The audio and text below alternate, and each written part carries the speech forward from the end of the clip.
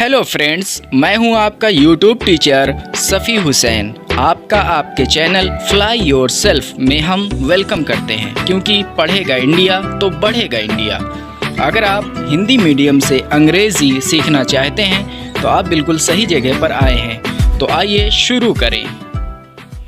Guys, इस video tutorial में हम सीखने वाले हैं यूज़ इट को। साथ ही हम जानेंगे कि जब इट का भी अर्थ यह होता है तो दिस और इट में क्या अंतर है। तो बने रहें हमारे साथ इस वीडियो में अंत तक। आज हम इट का कॉन्सेप्ट समझ लेते हैं। सबसे पहले हम इट यूज़ की परिभाषा सीखते हैं कि ऐसे क्या पहचान है जिससे हम यह पता कर सकें कि इस वाक्य में इट का यूज़ करना है। तो डिफिनीशन इसकी हम सीखते हैं। जब वाक्य में यदि समय, दिन, महीना, मौसम, पहर या फिर बिना सब्जेक्ट यानी बिना कर्ता का वाक्य हो, या फिर कोई ऐसा वाक्य हो जिसमें जोर प्रकट हो, तो ऐसे वाक्यों में ही इट का यूज़ सब्जेक्ट की तरह किया जाता है। गाइज, हर एक यूज़ में 3 भाग होते हैं। अफर्मेटिव यानी सकारात्मक वाक्य, ये ऐसे वाक्य होते हैं जिसमें पॉजिटिव अर्थ पाया जाता है। नंबर 2, नेगेटिव यानी नकारात्मक वाक्य, इसमें नकारात्मक वाक्य यानी ना या नहीं वाले वाक्य होते हैं। और तीसरा, इंट्रोगेटिव यानी प्रश्नवाचक वाक्य, ये ऐसे वाक्य होते हैं जिनसे प्रश्न या सवाल उत्पन्न होता है। चलिए अब रूल्स और एग्जाम्पल समझ लेते हैं। अफर्मेटिव हम सीखते हैं। सबसे पहले इसका रूल्स रहेगा it plus helping verb plus complement. इसका हिंदी जो सूत्र रहेगा वो रहेगा इट प्लस सहायक क्रिया प्लस पूरक। एग्जाम्पल देखिए, अभी 9 बजे हैं। तो सबसे पहले हम रूल्स के अकॉर्डिंग लिखेंगे। सबसे पहले इट है तो इट लिखेंगे। इसके बाद हेल्पिंग वर्ब जो अंत में होता है उसे कहते हैं। तो है तो है के लिए हम इज लगाएंगे क्योंकि इट एक वचन माना जाता है। इसके बाद कॉम्प्लीमेंट मतलब जो बचा हो। अभी 9 बजे तो हम उल्टा लिखेंगे, पहले 9 बजे की फिर अभी की, तो 9 o'clock नाउ। दूसरा सेंटेंस देखिए, आज सोमवार है। तो उसी तरीके से सबसे पहले इट, फिर सहायक क्रिया यानी हेल्पिंग वर्ब इज, और फिर सोमवार और आज की मंडे टुडे, यानी सेंटेंस बना it is Monday today.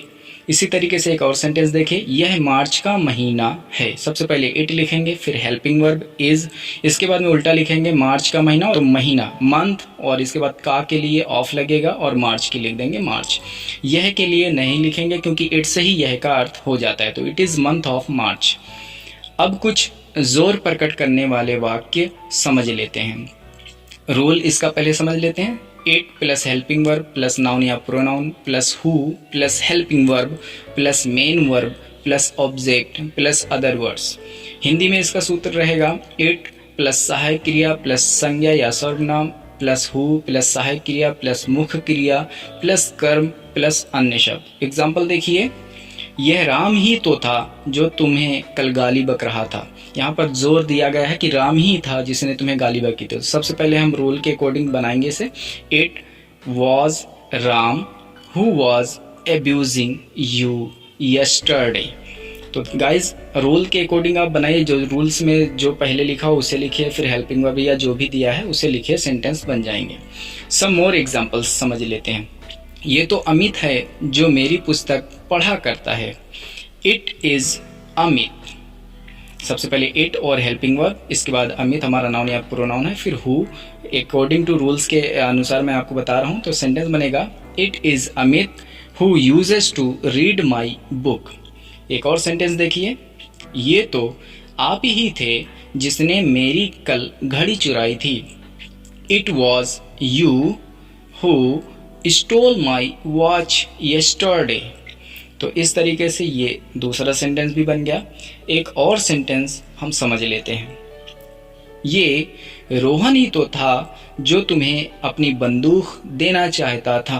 Rohan के ऊपर जोर दिया गया है कि वो रोहन था जो तुम्हें बंदूक देना चाहता था। सेंटेंस बनेगा it was Rohan who wanted to give you his gun. तो इस तरीके से गाइज ये सेंटेंस बनेंगे। तो उम्मीद करता हूँ कि इट का कॉन्सेप्ट आपको समझ में आ रहा है। अब हम इसके नेगेटिव और इंट्रोगेटिव वाक्यों पर भी नज़र डाल लेते हैं।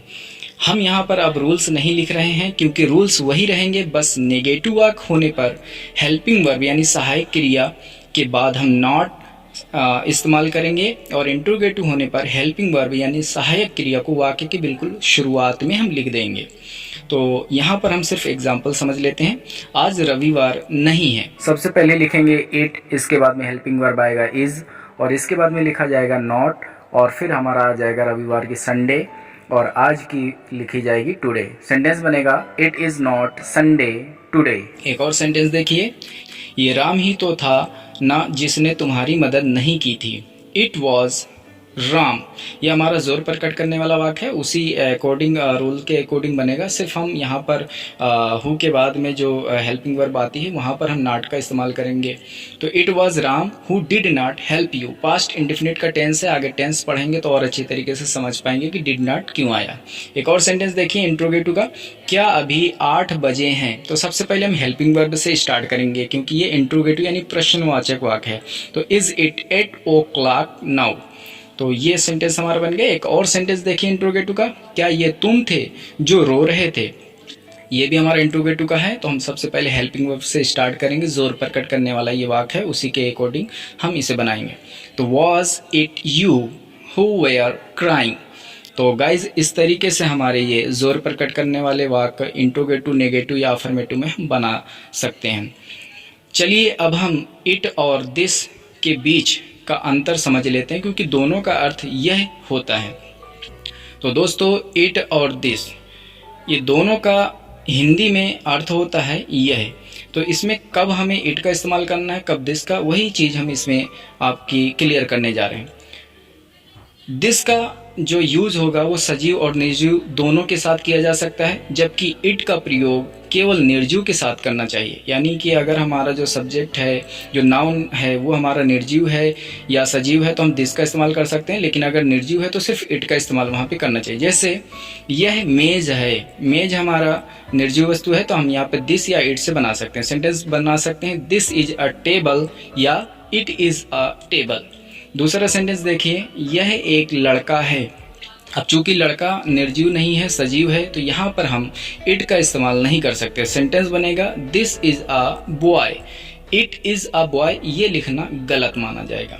एक और सेंटेंस समझिए, यह एक कुर्सी है। कुर्सी फिर से हमारी एक निर्जीव वस्तु है तो हम इट से या दिस दोनों से बना सकते हैं। इट इज अ चेयर या दिस इज अ चेयर। तो ध्यान देने वाली बात यही है कि जब सजीव हमारा सब्जेक्ट होगा तो वहाँ पर हम इट का इस्तेमाल नहीं करेंगे। अगर हम इट से बनाते हैं तो सेंटेंस हमारा गलत माना जाएगा। जैसे इट इज़ अ बॉय, ये लिखना गलत है।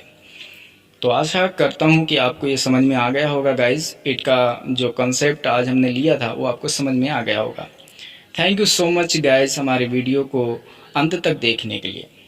गाइज अगर वीडियो आपको हेल्पफुल लगा हो तो इस चैनल को सब्सक्राइब कर लें और अपने सुझाव देने के लिए हमें कमेंट बॉक्स पे कमेंट ज़रूर करें।